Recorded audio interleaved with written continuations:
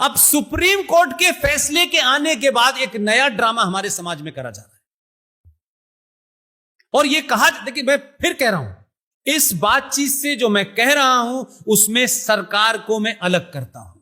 सरकार संविधान की शपथ लेके बैठी है। सरकार को जो कहना है वो सरकार का काम है। यह कहा गया कि इस फैसले के बाद हमें खुशी नहीं मनानी चाहिए, हमें सौहार्द स्थापित करना चाहिए। यह सबसे बड़ा झूठ है। अगर मेरी खुशी से जो 500 साल के बाद मिली है, लड़के मैंने ली है, तो उसकी खुशी मनाने से अगर कोई दुखी होता हो तो 100 बार हो जाए। अगर मेरी खुशी से किसी को दुख है तो वो दुखी होना चाहिए। यह लड़ाई 150 साल तक इसलिए नहीं लड़ी गई थी कि जब मैं जीतूंगा तो मैं इसलिए खुश रहूंगा, इसलिए मैं खामोश रहूंगा कि कुछ लोगों को दुख होगा। तो फिर इसका मतलब है कि मेरी जीत को किसी ने जीत नहीं लिया है, अपने दुख को मेरी जीत के ऊपर रखा है। तो अगर वो रखना चाहते हैं तो रखें। मैं कहता हूं इस समाज को खुल के बोलना चाहिए। हम खुश हैं कि 150 साल के मुकदमे के बाद हमने बाबर की बनाई हुई मस्जिद को ढहा करके वहां मंदिर बनना चाहिए। यह पाखंड क्यों हो रहा है? इस पाखंड का क्या मतलब है भाई? हमने तो नहीं कहा। आप तो रामनवमी के जुलूस से भी आपको तकलीफ होती है और आप उसके ऊपर भी पत्थर फेंकते हैं। तो मेरी आइडेंटिटी ऐसी आइडेंटिटी है कि मैं अगर कुछ भी करूंगा तो मुझे ही, इसलिए कि आप चिढ़ ना जाएं, तो इसका मतलब है कि आपको सीधे तौर पे नफरत है। आप चाहे बाबरी मस्जिद का मामला हो, चाहे बाबा विश्वनाथ का मामला हो, चाहे मथुरा का मामला हो। आज सौहार्द की बात की जा रही है। जब हजारों लोग मर गए, सौहार्द की बात तो उस दिन करी जानी चाहिए थी जब लोग कह रहे थे कि भाई इसको बांट दो, यहां मस्जिद भी बन जाएगी, यहां मंदिर भी बन जाएगा, बात खत्म करो, कोर्ट में मत ले जाओ। लेकिन कोर्ट में हार गए, सुप्रीम कोर्ट में हार गए, रिव्यू पिटीशन में हार गए, अब कहते हैं खुशी मत बनाओ, हम भाई भाई हैं। ये फ्रॉड क्यों है भाई? सच बात कहो ना यार। इंसान हो, इंसान की तरह बात करो। इंसान हो तो तकलीफ भी होगी और खुशी भी होगी। तो खुशी होगी तो मैं छुपाऊंगा? तो कमलेश तिवारी के मर्डर के ऊपर मुझे दुख नहीं मनाना चाहिए और किसी को जश्न मनाना चाहिए। और राम जन्मभूमि पे फैसला आएगा, सर्वसम्मति से आएगा, कोर्ट का फैसला आएगा। कोई आरएसएस के हेडक्वार्टर में या विश्व हिंदू परिषद के हेडक्वार्टर में फैसला नहीं हुआ है। इस देश की सर्वोच्च न्यायालय ने किया है। और उन 5 जजों में एक वकील भी, जज भी ऐसा था जिसका नाम जहीर था। उसके बावजूद भी मैं खुशी ना मनाऊं, यह क्या पाखंड है भाई? तो हम आज कोई गलती करेंगे तत्कालिक तौर पे, आने वाली नस्ल आपसे पूछेगी कि आप भी तो वही कर रहे हैं। हां, आपकी कोई मिसाल 5000 साल में ऐसी नहीं मिलती जो आपको पेंट किया गया है। 5000 साल में सनातन संस्कृति के मानने वालों की कोई एक घटना बताएं कि उन्होंने किसी देश पे जाकर के कब्जा किया हो, उसकी जमीन लूटी हो और लूट के माल में अगर औरतें भी हो तो उनका हिस्सा बांट किया हो। कोई एक घटना सी बता दे मुझे।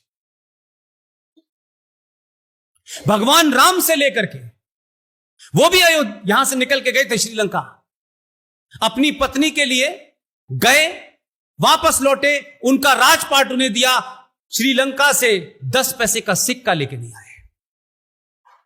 कोई जमीन उनकी कब्जा नहीं की, उनकी औरतों को उठा के नहीं लाए, कोई हिस्सा बांट नहीं किया।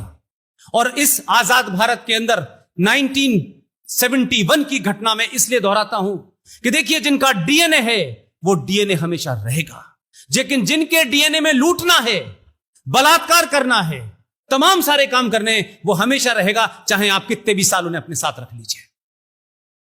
1971 के अंदर भारतीय सेनाओं ने बांग्लादेश के अंदर जो ईस्ट पाकिस्तान था उसे आजाद कराया। उस आजाद कराने में भारतीय सेना मारी गई और उसके बावजूद भी 93,000 पाकिस्तानी सोल्जर्स का सरेंडर कराया। और 1971 में भारत की आर्थिक स्थिति बहुत अच्छी नहीं थी, बाहर से PL4 गेहूं आता था हफ्ते हफ्ते भर के लिए।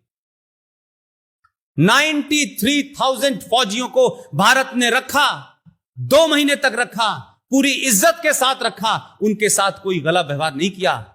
हम चाहते तो बार्गेनिंग कर सकते थे, लेकिन हमने 93,000 को बाइज्जत पाकिस्तान भेजा।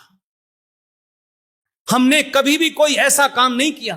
और वो लोग जो आज भारत में हैं, जो हमें इस्लाम और कुरान और हदीस के नाम से डरा रहे हैं और बता रहे हैं और कहते हैं कि इस्लाम पूरी दुनिया में शांति का धर्म है, तो पूरी दुनिया में शांति हम देख रहे हैं। ऐसी शांति हमें नहीं चाहिए।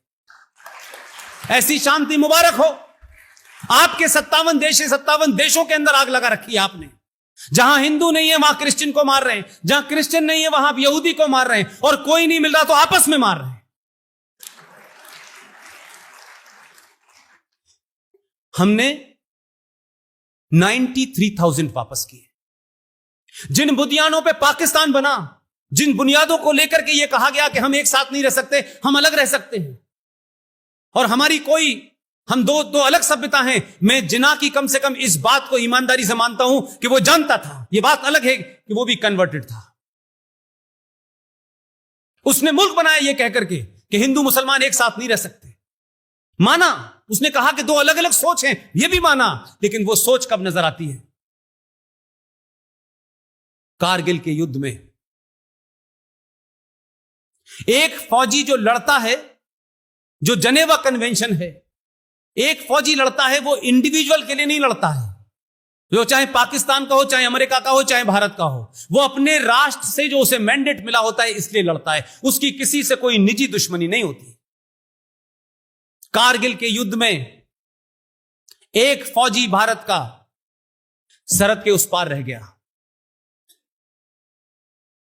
जो लोग ये कहते थे कि हमारी दो अलग अलग सभ्यताएं हैं, जिना साहब, मैं आपकी तारीफ करता हूं कि सच में दो सभ्यताएं हैं। आपने वक्त रहते पहचान लिया। हम तो ये जानते थे कि वाकई में आप अलग हैं, लेकिन आपने अलग करके कुछ लोग अपने साथ रह गए। मैं कहता था जो बच्चे थे उन्हें भी ले जाते तो हम बच जाते। एक फौजी भारत का गलती से उधर रह गया। आपने उसके साथ अपने उस मजहब की, जिसे आप मानते हैं, उसकी बर्बरता आपने ये की कि उसके गुर्दे भी निकाले, उसकी आंखें भी निकाली, उसके शरीर का हर अंग निकाल लिया आपने, और निकाल के वापस भेज दिया। उस फौजी का नाम था सौरभ कालिया। वो लोग हमें सभ्यता, शांति, ये फ्रॉड हमको समझा रहे हैं, जिनका पूरा अस्तित्व ही लूट खसोट पे रखा हो, जिनका जन्म ही इसी पे हुआ हो, तलवार के नाम से। जिस प्रॉफिट मोहम्मद को मानते हैं, उस प्रॉफिट मोहम्मद की बेटी को नहीं मानते। उस प्रॉफिट मोहम्मद की बेटी के बच्चों को मार दिया इन्होंने। करबला के मैदान में आपने कत्ल कर दिया। उनके दामाद का कत्ल फजर की नमाज में कर दिया आपने। कोई रामलाल श्यामलाल गया था मारने? आरएसएस की ब्रांच थी सऊदी अरब में। कौन गया था? किसने मारा था? लोगों को इतिहास नहीं बताएंगे तो आपकी पीढ़ी अगली कुंठा में रहेगी। इसलिए सही इतिहास बताइए। ये जनगण गाने से बात नहीं बनेगी। जनगण तो आप गाते हैं, सिंध का नाम लेते हैं, सिंध की इतिहास नहीं बताते हैं। अगर सरकारें नहीं बता रही, प्रोफेसर नहीं बता रहे, तो आम बुजुर्ग तो जानता है। ये तो गलियों चौराहों पे, पुलियों के ऊपर, चाय खानों पे अगर आप बताते तो मुझे लगता है कि ये 2014 बहुत पहले आ जाता।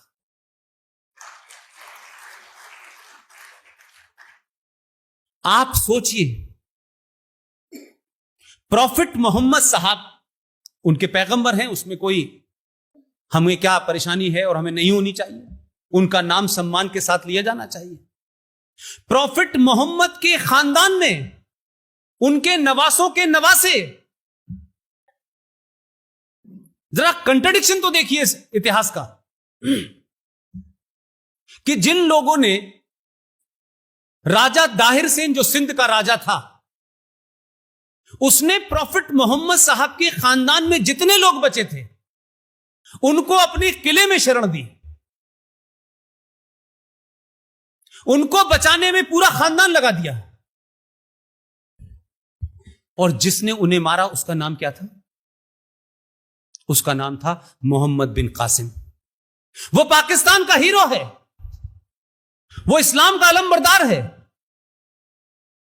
तो जिन्हें गलत फहमी है कि हम किसी के खिलाफ हैं, आज से उस जमाने में 720-21 की बात है। ना सेकुलरिज्म था, ना वोट था, न वोट चाहिए थे, ना एमपी बनना था, ना एमएलए बनना था। तब भी 5000 साल के डीएनए की वजह से राजा दाहिर सेन ने पूरे परिवार को दांव पे लगा दिया, सबको मार दिया, लेकिन मोहम्मद साहब के खानदान को बचाया। एहसानमंद होना चाहिए हिंदुस्तान के मुसलमानों को कि हमारा माजी, हमारा पास इतना पावरफुल है। हमने किसी को लूटा नहीं है।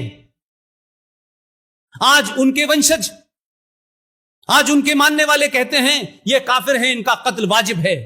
अपने गलेवान में झांको, अपने पास्ट को ध्यान में रखो। एहसानमंद होना चाहिए कि उस जमाने जिन लोगों ने करबला के मैदान में जो लोग मारे जा रहे थे, तो उन्हीं की, उनके तमाम जितने नवासे थे वो चिल्ला रहे थे कि कोई हमारी मदद करो, कोई हमारी मदद करो। यह नहीं बताया गया भारत के इतिहास में। और हुसैनी ब्राह्मण आज भी भारत में बसते हैं। यहीं से लोग गए थे करबला के मैदान में बचाने के लिए उनको।